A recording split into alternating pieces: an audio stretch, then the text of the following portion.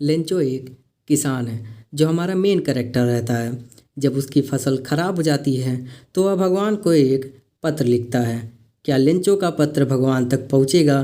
क्या उसे पैसे मिलेंगे? ये सब हम इस कहानी में जानेंगे। तो हमारी कहानी का नाम है अ लेटर टू गॉड, जिसके राइटर हैं G.L. फ्यूंटेस।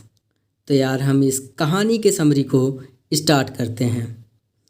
लेंचो का घर निचली पहाड़ी की सबसे ऊंची चोटी पर स्थित वह अकेला घर था।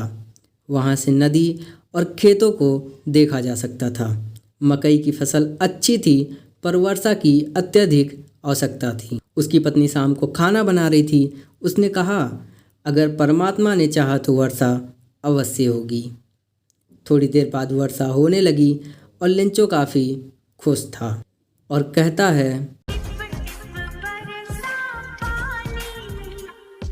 ये वर्षा की बूंदें नहीं हैं बल्कि ये 10 और 5 सेंट के सिक्के हैं। कुछ ही देर में सारी खुशी गम में बदल जाती है जैसे ही ओले गिरने लगते हैं। फसल सारी नष्ट हो जाती है।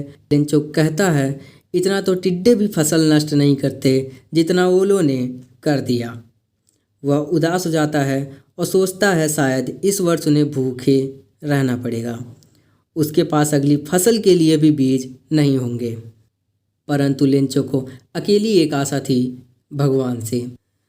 उसे विश्वास था कि कोई भी भूख से नहीं मरता। अगले रविवार को वह डाकखाने गया। उसने एक पत्र लिखा और ईश्वर से 100 पैसे भेजने के लिए बोला।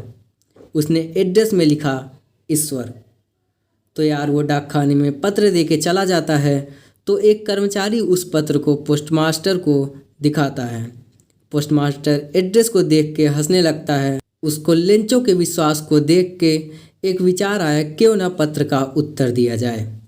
तो यार वो पत्र को पढ़ने लगता है और उसे पता चलता है कि लेंचो को पैसे चाहिए। पोस्टमास्टर अपने दोस्तों और कर्मचारियों के पास जाता है और कहता है, हमें इसका विश्वास रखने के लिए पैसे देने चाहिए। तो सारे मिलकर पैसे इकट्ठे करते हैं पर वो 70 पैसों ही इकट्ठे कर पाते हैं।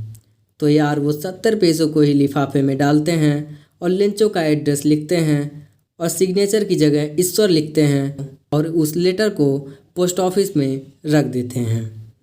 तो यार अगले रविवार को लेंचो आता है और पूछता है, क्या उसके लिए कोई पत्र है? तो कर्मचारी उसे पत्र दे देते हैं। जब वो पत्र खोलता है तो उसे पैसे मिल जाते हैं। पर जब वह पैसे गिनता है तो उसे गुस्सा आ जाता है और कहता है, ईश्वर कोई गलती नहीं कर सकता। लेंचो फिर परमात्मा को पत्र लिखता है और लेटर बॉक्स में डाल देता है और फिर वहाँ से चला जाता है। जब पोस्टमास्टर पत्र को खोलता है तो उसमें लिखा होता है, ईश्वर मैंने 100 पैसे मांगे थे पर मुझे 70 पैसे ही मिले। और आगे लेंचो ने बाकी पैसे उसके पास भेजने के लिए लिखा था। लास्ट में लेंचो ने बाकी पैसे डाक से ना भेजने के लिए लिखा था क्योंकि डाक खाने के सारे कर्मचारी चोर हैं, उसे ऐसा लगता था। इसी के साथ ये कहानी एंड होती है और इस कहानी के क्वेश्चन आंसर तुम्हें डिस्क्रिप्शन बॉक्स में मिल जाएंगे। तो यार मिलते हैं अगली कहानी में।